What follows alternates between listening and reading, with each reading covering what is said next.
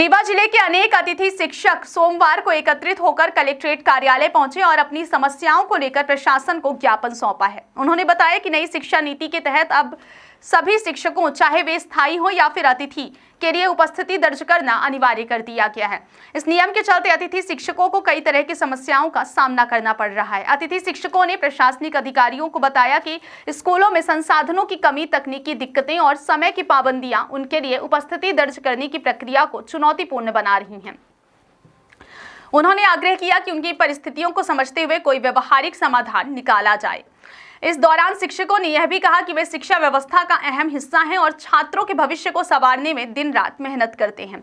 ऐसे में उनके साथ भेदभाव नहीं होना चाहिए। ज्ञापन के माध्यम से उन्होंने शासन से इस नीति में संशोधन या आवश्यक राहत की मांग की है। अतिथि शिक्षक संघ की ओर से आज कलेक्टर मैडम को ज्ञापन देने आए हुए हैं। अभी ई अटेंडेंस के लिए हम पर बहुत ज़्यादा दबाव बनाया जा रहा है, तो हम लोग इसको विरोध तो नहीं करते हैं। भाई देखिए, ठीक है, हम पढ़ाने के लिए हैं तो पढ़ाएंगे, लेकिन सरकारी जो शिक्षक हैं वो ई अटेंडेंस लगा नहीं रहे हैं। वो कहते हैं जो करना सरकार कर ले। हम लोगों के ऊपर दबाव, हम लोग गैर नियमित कर्मचारी हैं, तो सरकार के तरह जो सुविधाएं मिलती हैं हमको वो भी मिलें। हमको सीएल का अवकाश मिले, हमको बीमा का अवकाश मिले। भाई जाते समय हम कहीं एक्सीडेंट हो जाएँ तो हमारी दवा कौन कराएगा? 10,000 14,000 पाने वाले, तो हमको बीमा का अवकाश मिले, सीएल मिले और हमारी नियमित वेतन आए।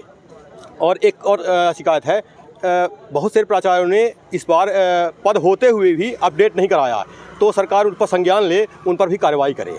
बहुत उमेश प्रताप सिंह। सर, हम लोग यहाँ पे अतिथि शिक्षक हैं, जो कि अभी सरकार के द्वारा जो ई अटेंडेंस लगाई जा रही है, जिसका दबाव बनाया जा रहा है, तो ई अटेंडेंस हमारे लिए क्या है कि बहुत से धरातल में उसकी बहुत सारी परेशानियाँ हैं सर, जिसकी वजह से सर कि हम लोग अभी नौकरी 10 महीने की नौकरी की है सर। 2 महीने हमने अपने किसी तरीके से अपने घर परिवार को चलाया और अभी आते ही उन्होंने ई अटेंडेंस लगाया, जिसमें कई सारी दिक्कतों का सामना हम लोगों के सामने करने को पड़ रहा है। यदि हमको जैसे नियमित शिक्षक हैं उसकी तरह हम लोगों को भी सीएल मिले। हमारा भी परिवार है, हमारे भी बच्चे हैं सर, हमको भी कोई चीज़ की परेशानी होती है तो सर हमें भी उसी तरीके से हमको मिल जाए, हमें कोई परेशानी नहीं है। लेकिन धरातल पर इस पर बहुत सारी समस्याएँ हैं। एक बार सरकार को हमारी समस्याओं को धरातल में आके देखना पड़ेगा कि हाँ किस तरीके से है। नियमित शिक्षक के लिए सर ई अटेंडेंस उनके लिए भी लागू हुई थी, लेकिन उनके ऊपर कोई रिमाइंडर नहीं आया। लेकिन अतिथि शिक्षक के ऊपर रिमाइंडर मतलब पूरी तरीके से बनाया जा रहा है।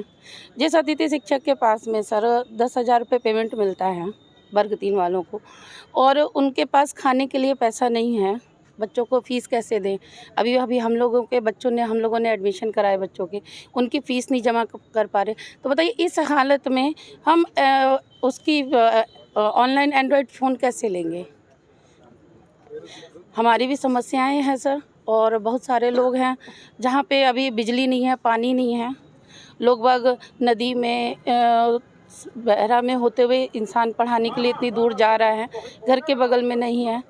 तो हम बस इतना चाहते हैं कि हमको नियमित शिक्षक की तरह हर महीने मानदेय दिया जैसे होता है हर महीने मिले।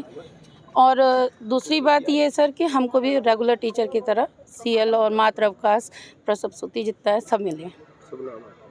मैं रीवा से जया रानी नाम दो।